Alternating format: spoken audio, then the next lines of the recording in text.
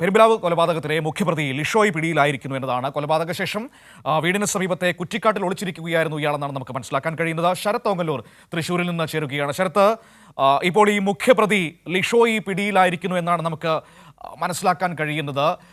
Police ഇതുമായി ബന്ധപ്പെട്ട് പറയുന്നത് എന്താണ്? കൊലപാതക കാരണമടക്കം പോലീസ് വിശദീകരിക്കുന്നത് എന്താണ്?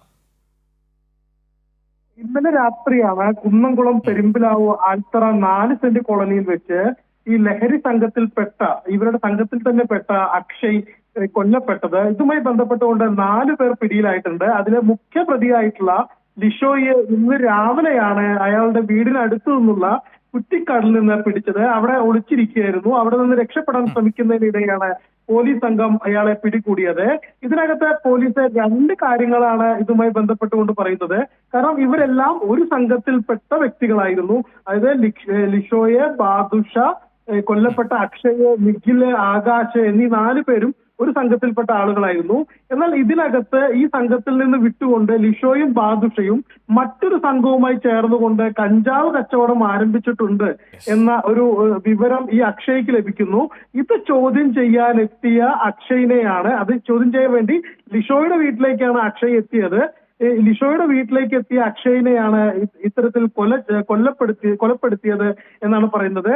മറ്റൊരു കാരണമായിട്ട് പറയുന്നത് ഈ കൊല്ലപ്പെട്ട അക്ഷയ്ക്ക് താല്പര്യമില്ലാത്ത ഒരു ടീമുമായി ചേർന്നുകൊണ്ട് ഈ പറയുന്ന ലിഷോയും ബാദുഷയും ഒരു റീല് ചിത്രീകരിച്ചിരുന്നു.